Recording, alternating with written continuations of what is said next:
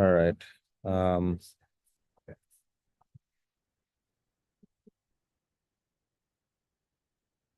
all right, to start, we're gonna have Tyler Hahn, who's been working on a project building on the Musher platform. Kind of talk to us for 5 minutes or so. He has a few interesting opportunities that I thought would be helpful for people in the class to learn about. But Thanks. Yeah, I don't have long. I'll get right into it. I'm going to be talking about a project that we worked on in the last month or so. Yep. So I want to preface this with some bit of like context about what I did in my first year of my PhD program. I worked on this like full autonomy platform, which is like this full scale vehicle. You can see the pictures on the right is us in the field. There's like a bunch of skills that I think roboticists need uh, to actually do like full stack development. A couple of those skills are listed there that these are things that I didn't really realize that I would learn about robotics, and I kind of ended up doing simply because the kind of field demands it. Um, Also, I guess I don't have much time, but yeah, if you want to talk to me after to expand upon any of the things I talk about, please reach out to me. So this brings me to the project that we worked on. I think there's like not many opportunities right now for kind of new roboticists to get started with like learning, well, all of these skills. And I think the best experience that you can get is getting hands-on, as you guys are right now, I believe, with a full stack robot, from building to electronics to mechanics, to perception to control to planning. Um, it's basically what we worked on. So just to show you what we're kind of capable of, we use like reinforcement learning to do all of these. I believe you guys haven't talked about reinforcement learning quite yet. Okay, so I'll do a brief intro. Um, so if you're not familiar with what reinforcement learning is capable of, these are some kind of like, I guess, like state-of-the-art examples. You might have seen a couple of these before. So in the top left, you have like OpenAI's robotic hand Rubik's Cube solver. So just like with a Rubik's Cube and a robotic hand, kind of learn to singly like manipulate it and solve it. And then you have like GT Sophie, if you've heard of, in the bottom left, which is like human level. Uh, they don't like to call it a game, I guess. Simulator driving, racing. You have AlphaGo and you have champion level drone racing. And in the middle there is like, uh, I don't know if you guys have done perception or mapping yet, but this is a quadruped handling kind of insane perception. So what's being visualized is like the elevation, the ground, and you can see that it's pretty trash. There's like, it's kind of amazing that I can even navigate through that. But yeah, reinforcement learning is used to do all this stuff when modeling and kind of control and planning kind of fails you. So what we did with our project was kind of three tasks. This is one of them. So this is actually the Hound. So it's kind of a modification on top of the musher that you guys are familiar with to do drifting.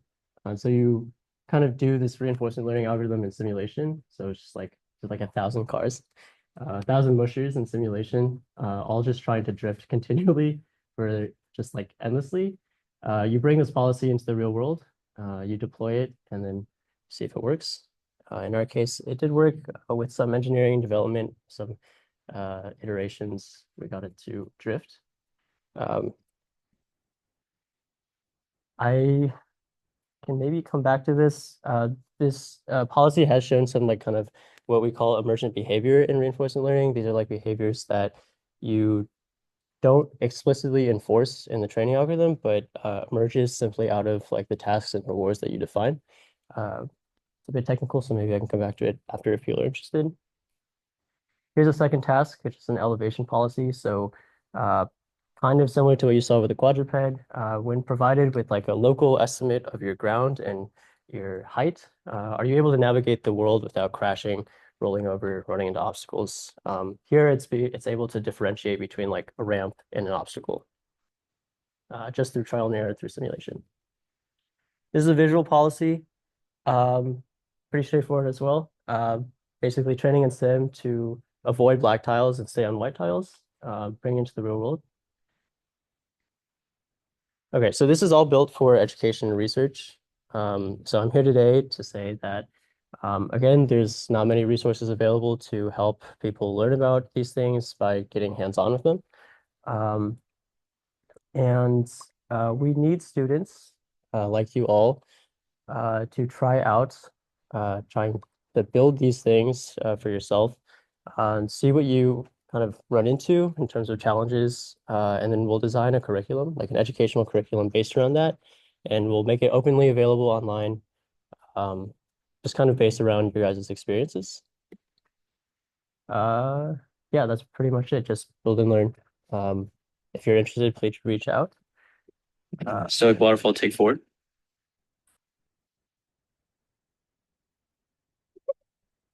I forgot to put that in there.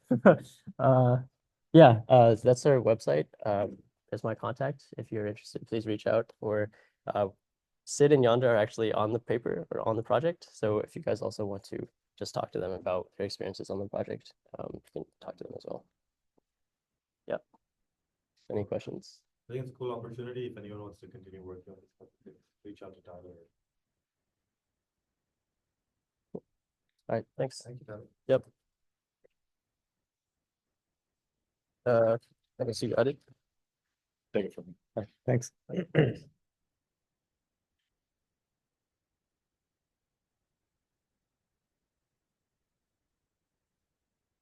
All right.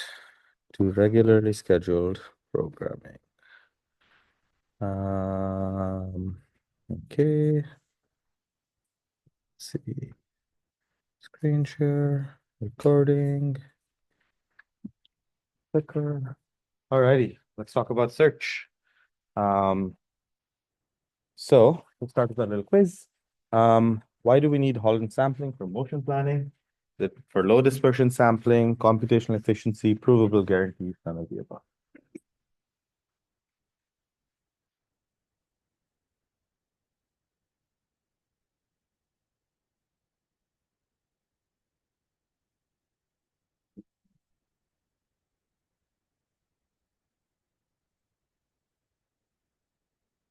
Give it 10 more seconds.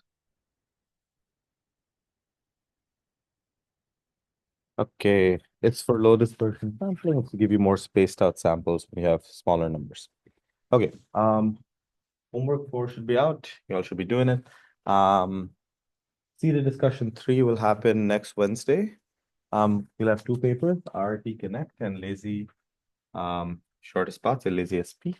I'll post both of them today, but you can already start looking them up. We'll have 2 groups presenting for this and 2 groups for learning, and then we're done. And so, any other logistical questions? Trouble? Car's been behaving okay? More or less? Okay. Yeah. Alrighty. So today's lecture, we're going to talk about 3 things. We're going to start with best first search as a general algorithm.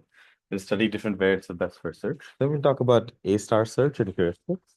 And finally, we'll go to lazy search, lazy A-star, right? And that's going to give us a way to solve motion planning problems, and we'll cover RRT and other methods next time. Okay, so we've talked last time about creating a graph.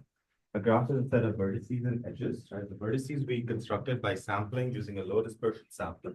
We checked which things were non-collision. And then we decided to have edges between things. For edges between things, we decided we were going to have something that like has a collision checking function and a steering function, and given 2 points, checks which things can be connected, right? And so for sampling-based motion planning, we interleaved creating a graph, searching a graph, creating a graph, searching a graph. Right?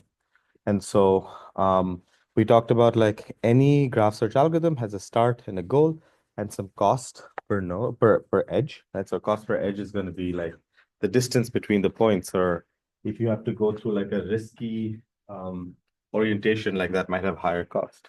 And so it's like per problem defined, but often it's like things like length, right? And your goal is to find a collision-free path through the space that minimizes cost, right? So optimal control is minimizing cost, graph search is minimizing cost, reinforcement learning is maximizing reward, but they're all kind of doing the same thing. Okay, so in general, search algorithms look something like this. You start at some start, you have to go to a goal, you expand a bunch of nodes that you've created this way until you find the shortest path to it.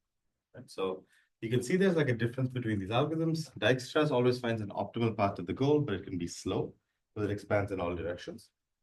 A star is much more directed in its search, but it still wastes some time. And weighted A star is faster in finding the goal, but it can be a little suboptimal. And so different search algorithms trade off this kind of speed versus optimality. When you said that A star they get the same result. In terms of the final result. Yeah.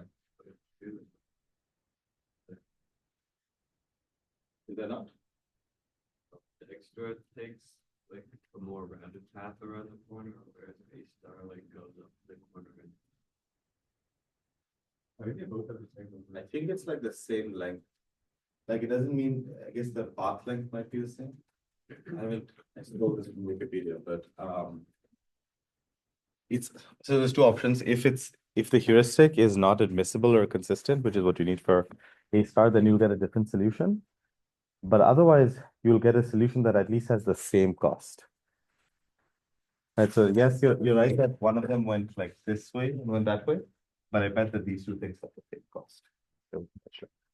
We can double check, but pretty sure they should. But good, very, very astute, yeah. Yeah, they have this. Said A star. I mean, A star is just Dijkstra except with the better heuristic. But that's not Dijkstra. No. Like Dijkstra is a different algorithm, right? Like both of them are variants of best first search, and they have a different choice of how to open nodes, right? And so the question is like, do they find the same optimal solution? And the choice of heuristic is going to define whether or not you find an optimal solution. That might be multiple. Yeah, exactly. But they're not exactly the same algorithm, right? Like they're both variants of a best first search algorithm. Yeah, so we'll go into that. Yeah. Alrighty. So the questions we want to ask is, how do we search over the space of paths? And how do we find near optimal paths quickly, right? With minimal amounts of effort. And so we're going to instantiate a general meta algorithm called best first search. And best first search is something that maintains a priority queue of promising nodes. Each node is ranked by a function f, right? So that's going to be, we're going to have two things, f and g. F is going to be our function that tells us like which node to open next, and g is going to kind of represent the cost to come to any particular node. And so you're going to have a priority queue, and you're going to pop the things with the lowest f first, right? With some tie-breaking logic. But best first search in general is saying maintain a list of promising nodes, score them with f, pop the most promising thing, expand it, and keep going, right? And so it's a silly meta algorithm, but it's going to kind of operate by like expanding the most promising node by finding the amongst the list of open nodes, find the one that has the minimum f, expand it, add its neighbors to the open set, and then stop when you find the goal, right? And so, for instance, here, you're gonna like, let's say in your list, you had like A and B. You find that like if f of A is less than f of B, you would open A and you would add C and D to your list, then you would repeat, right? And so best first search is like, it's not really an algorithm, it's more like a meta algorithm that tells you that you're like just maintaining a priority queue and opening things, adding its neighbors to the list and continuing. Different algorithms will choose different Fs and different Gs and so on. And so the important part here is that as Rishabh was just saying, like different algorithms are just choosing different Fs, right? And the different choice of F will lead to things that have more or less expansions, because the order of the nodes that you expand is what makes things more or less efficient. So the goal here is you want to find an optimal path to the goal, and you want to minimize the number of expansions, right? So you want to like trade off this like efficiency and optimality. So in general, we're going to have a start S start, a goal S goal, a cost C. And you're going to create, as we said last time, an open list, a closed list, and a G, right? So an open list is a set of things that are promising and need to be promised. A closed list is a set of things that have already been processed and don't need to be considered anymore. And a G is your current best estimate to go from S start to any state S, right? So initially, you're going to start G of S as infinity for every state except for the start. And then you're going to keep updating G as you expand more nodes. Okay, so the pseudocode for best first search You start by pushing start into open, and while the goal is not expanded, pop the best thing from open according to F, right? So best is like min F of S, right, from the open list. You're going to add the best thing that you popped to closed. And then for every successor S prime, if the cost through S prime is, or if the cost of going, say like you were at state, you popped state S, and you're saying if the current estimated cost to go to S prime is worse than the cost to go to S and then go from S to S prime, then you're going to replace G of S prime by G of S plus C of SS prime, right? So it's saying that like, if I had a better path if I can get a better path than I had before by going through S to S prime, then I'll take it, right? And so I'm just going to replace G of S prime by G of S plus the cost. And then I'm going to add S prime to the open list, and I'm going to repeat, right? So all that, and so in here for motion planning, in general, what you're going to do is you're going to like make a few small changes. Like when you're adding every successor, you're also going to check, is it in collision or not? And if it's in collision, you're not going to consider it, right? So over here, you'll check if it's in collision. Here, you're going to check F, and here you're going to update G, and then you like keep repeating until you pop the goal. And so for certain choices of F, you can show that this algorithm will lead to something that's optimal. For other choices, it's not optimal. So best first search by itself is not necessarily optimal. It's only optimal for certain choices of F and certain choices of basically. Okay. Does it make sense as a general algorithm?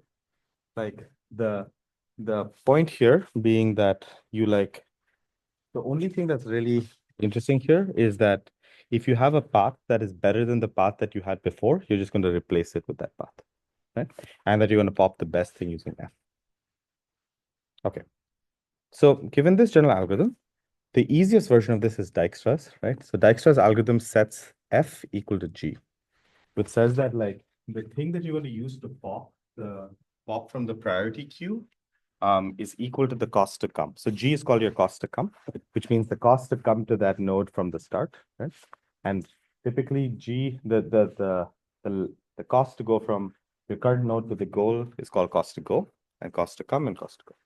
And so what you do in Dijkstra's is you set F, which is your priority queue here, right? So here you're going to pop something with min F of S. You set F equal to G, right? So all this says is that when you're like iterating through the list, you choose the thing with the lowest cost, right? And so that is the most promising thing to open. You choose the thing with the lowest cost so far. And so what that does is that it's going to like expand things uniformly in all directions, right?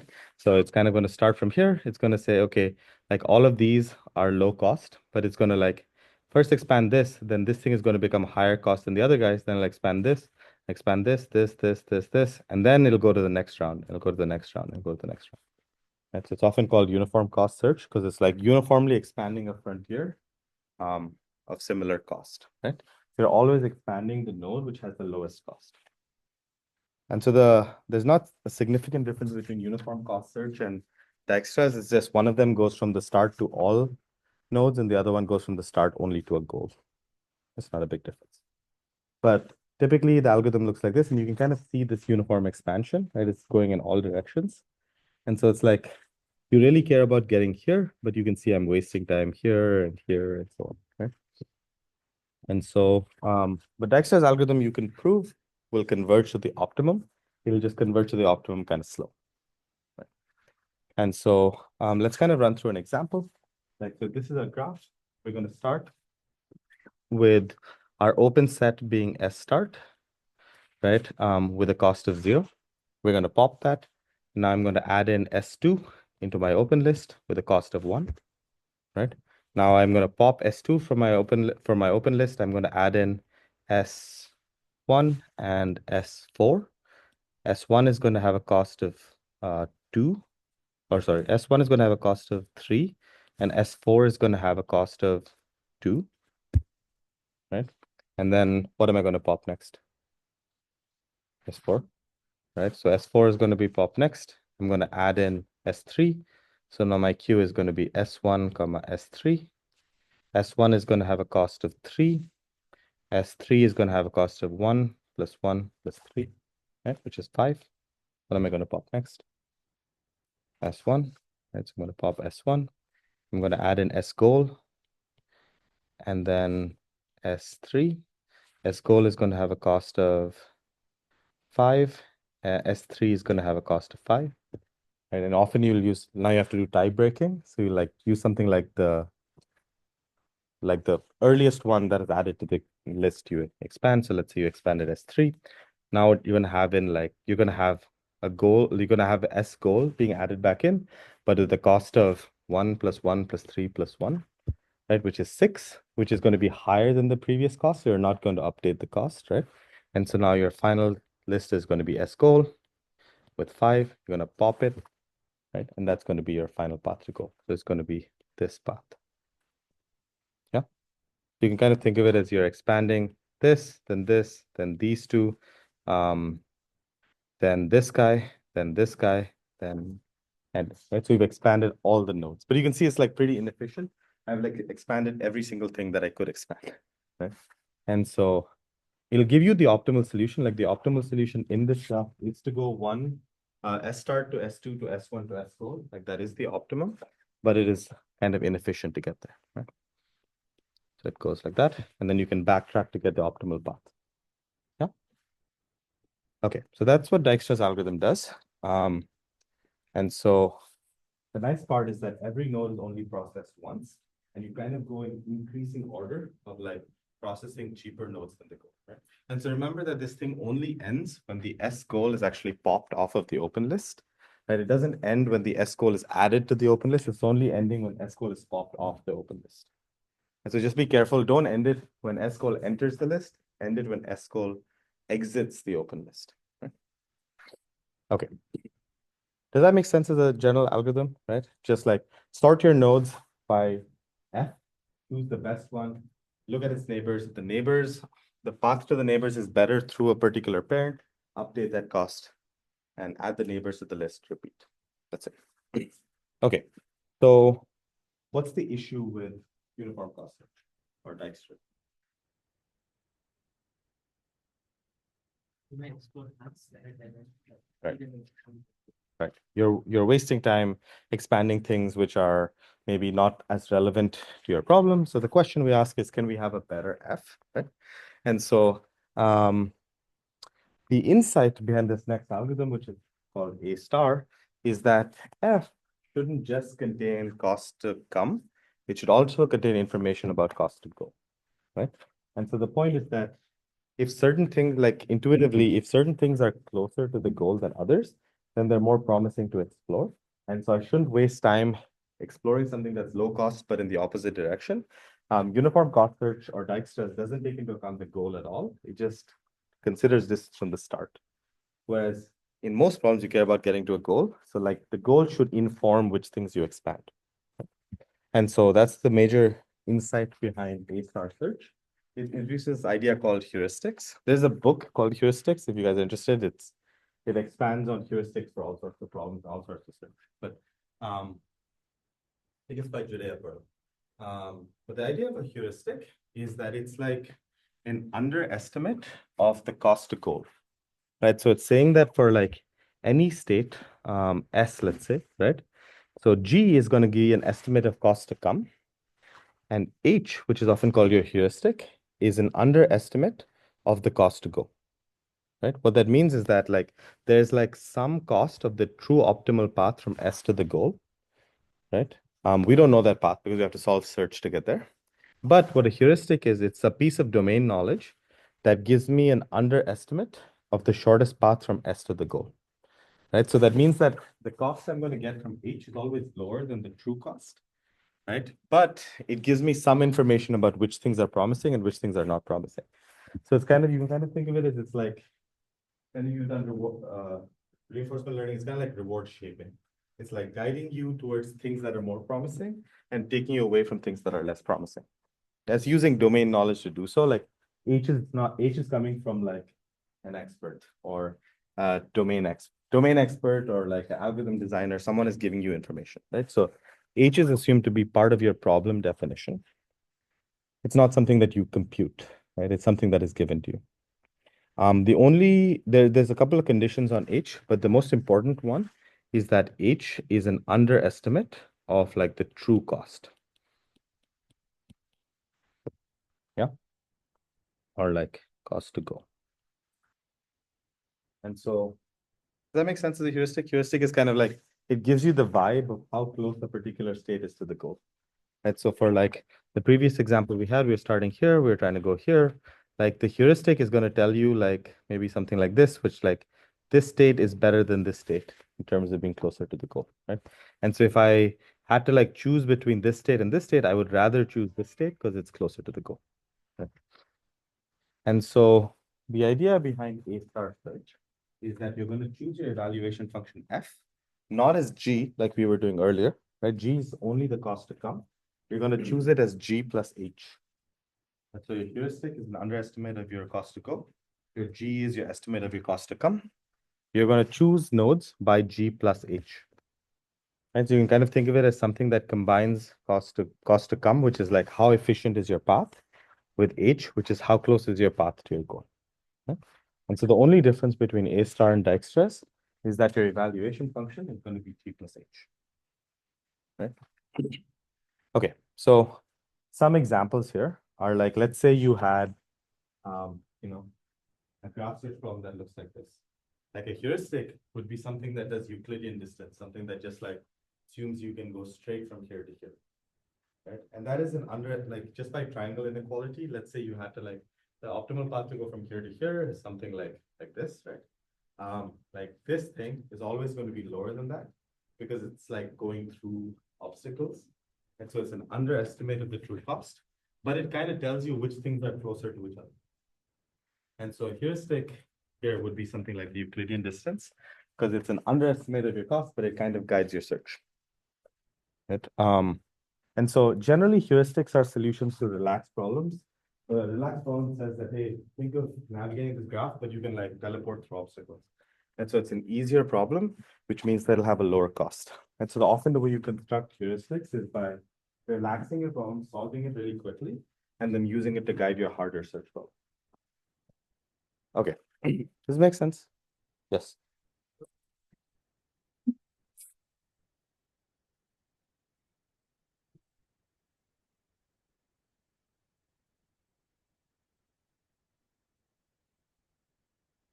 So different heuristics will be differently efficient, right? And I don't think there's a prescriptive answer on which heuristic is more efficient. Like absolute distance versus L1 versus L2 versus L whatever will each be different. But as long as it's an underestimate of the goal, it's fine. In terms of ensuring optimality. In practice, if You choose it per problem. I don't know if there's like a prescriptive answer there. I think it's just very domain specific. It's a cool problem to understand. Like if we understood what heuristics lead to what efficiency gains and more generally, that's a really hard problem. But I don't know if we have a general answer there. So that kind of like is the key insight behind A star search, right? Like Dijkstra's expands every state where G of S is less than L, where L is the length of the shortest path, right? Whereas A star only expands states where G of S plus H of S is less than L, right? And so it's like really not going to consider states which you know are like too bad.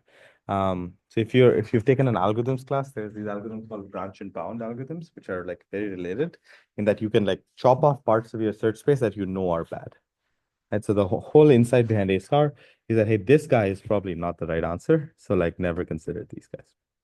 And so you can kind of think of it as going from G of S less than L to G of S plus H of S less than L.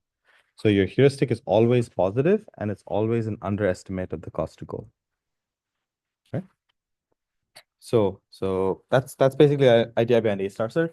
A star search was developed at Stanford by Nielsen and some others actually to like navigate a robot around rooms. It's called Shaky. It's kind of used to shake a little bit. But Yeah, this is the pseudocode for A-star search. Basically the same as before. It's just instantiating what f of s is. That's it, right? So let's go through an example and kind of like make sure we understand how A-star search works. And so the example, we again start with only the S start in the open list. Now we're going to add in S2, right? So S2 is going to be the next thing we add, right? And so the heuristics are shown here. These are provided, right? So in each of these cases, you can see the heuristics are an underestimate to the cost to goal. Like h is equal to 2, whereas the cost to goal is equal to 4, right? H is equal to 1, whereas the cost to goal is equal to 2. And so let's kind of run through it. So S2 is expanded, and then you're going to add in S1 and S4, right, into your queue. Now, here's where it may be more interesting is like, now S1 and S4, G plus H here is 4, G plus H here is 4, right? And so you just tie break. Often you tie break by choosing the thing with the smallest H, because that's the thing that's closest to the goal. And so let's say you expanded S1. You will then add in S goal, right? So now you've popped S1, and then you've added in S goal, right?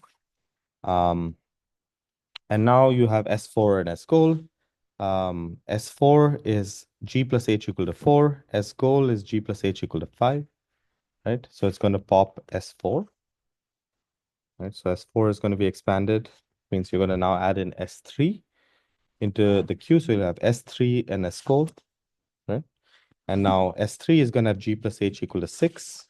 S goal is going to have G plus H equal to 5, which means you're going to pop S goal, you're done, right? And so you've, it seems like a small thing, but in this tiny little graph, you've avoided one expansion, right? And like bigger graphs, better heuristics, you'll avoid more and more and more expansions.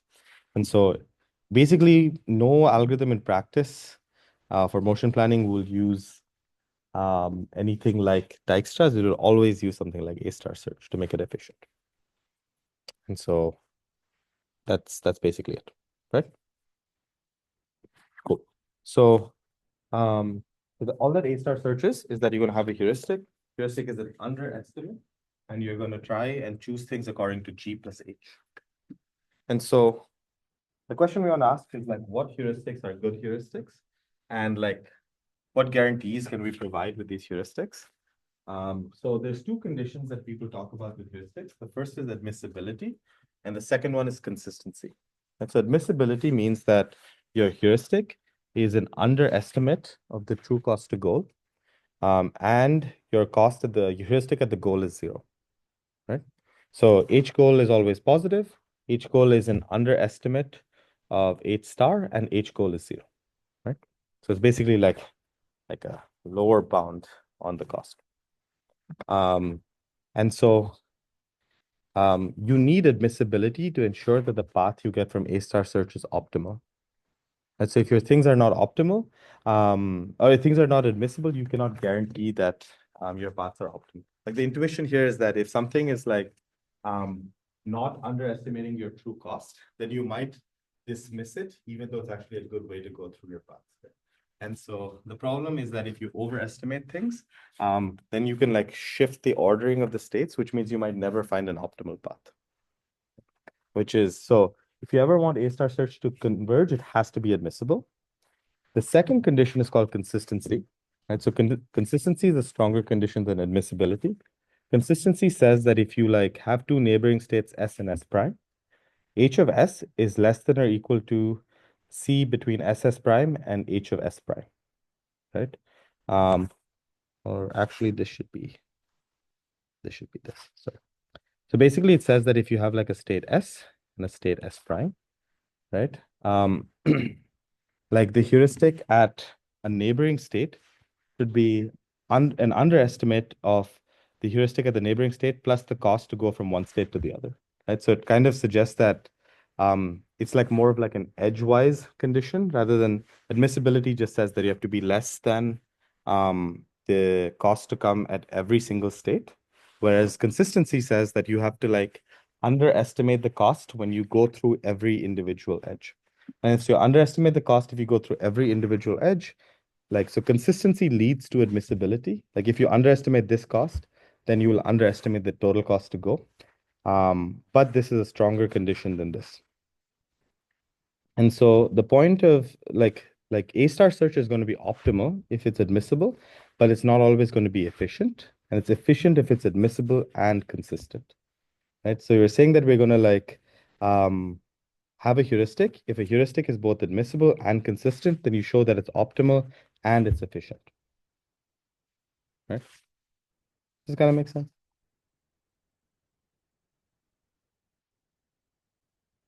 So you can kind of think of this as like this one is like relatively easy to understand. It's saying that every state is an underestimate of its optimal path to the goal. This one is a little more confusing, but it's basically saying like the cost, the heuristic from a particular state is always an underestimate of the heuristic at neighboring states plus the cost to go from the neighboring state to that state.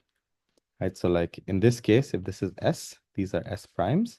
The heuristic at S is an underestimate of H of S prime plus the cost between S and S prime. And so the point here is that like one way of thinking about this is a little technical to prove, but the point of thinking about consistency is that if you're admissible, as soon as you pop a node off of the list, it is like you're guaranteed to have the optimal path.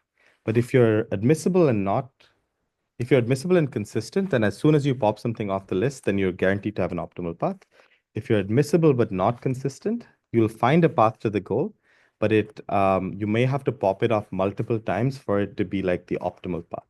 And so the point is it may not be efficient unless it's both admissible and consistent.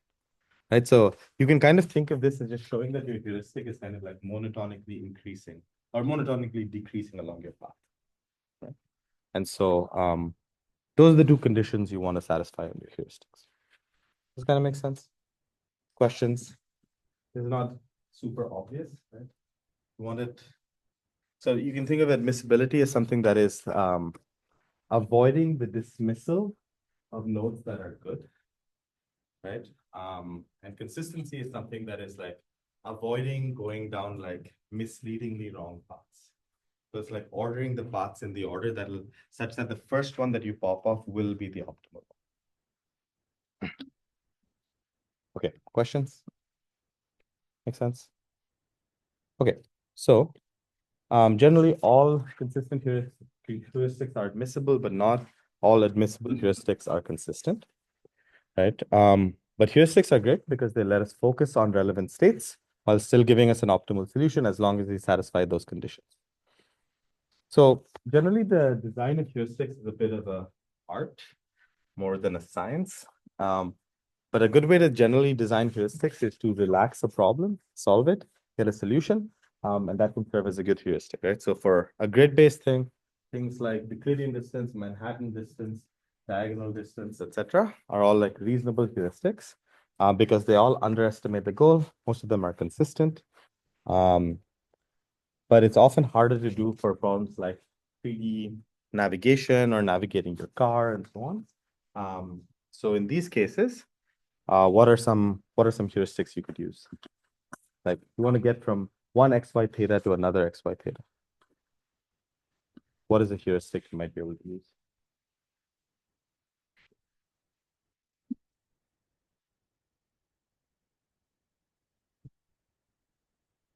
Yeah, you could do something like that. But I guess the point it has to be an underestimate. So as long as you're like for instance, you can assume that yeah, if I can teleport through walls, like that is an underestimate. And so you want to solve some sort of a relaxed problem, right? So you could like, for instance, assume that you can teleport through walls. Or another thing is that you can assume that your system is holonomic when it's not.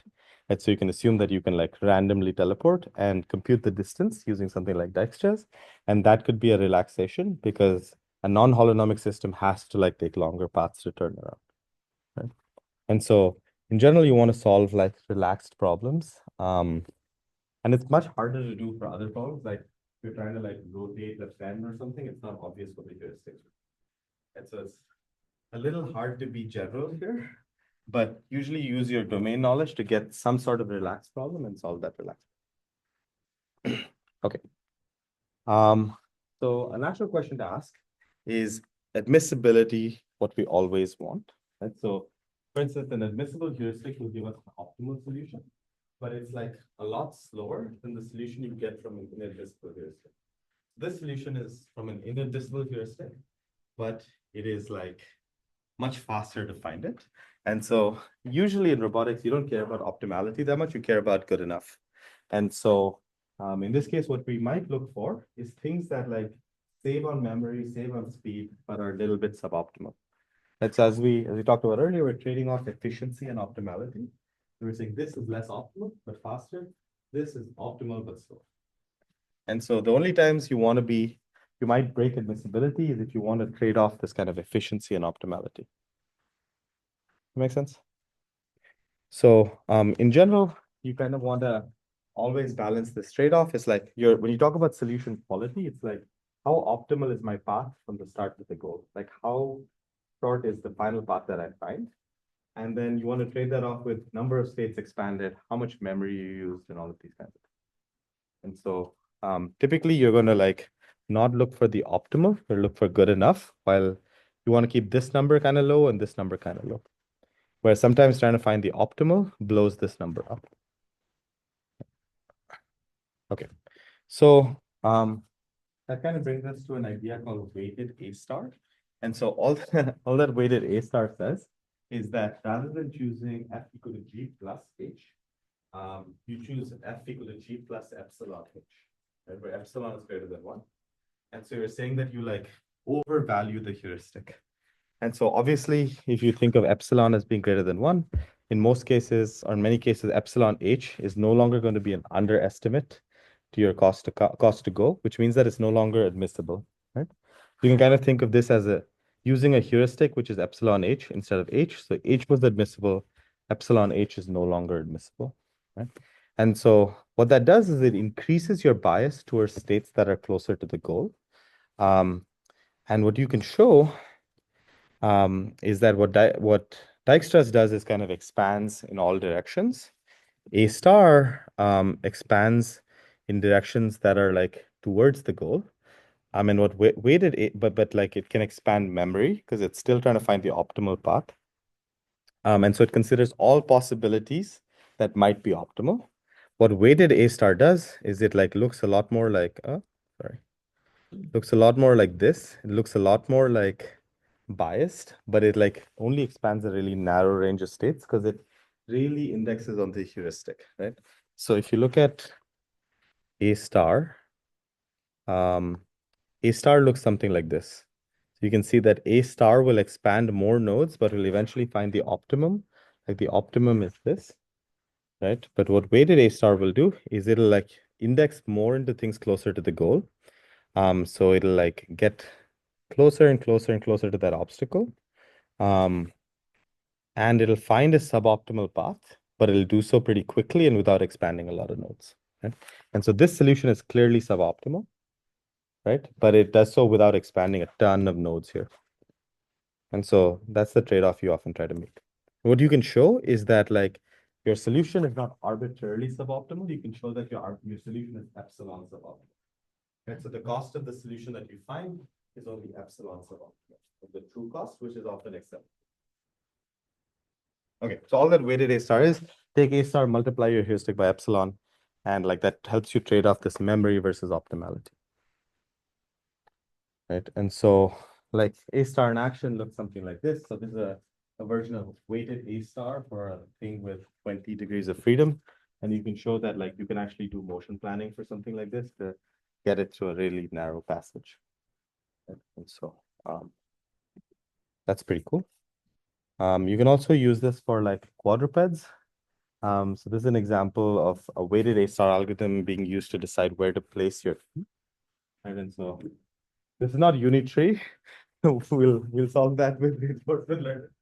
But it's an example of this being used for higher dimensionals. It'll get there, but you guys get the point. Okay. So that is A star. See, we have 2 minutes left, so we'll go into lazy A star next time and RRT. But yeah, see you guys Friday. Thanks.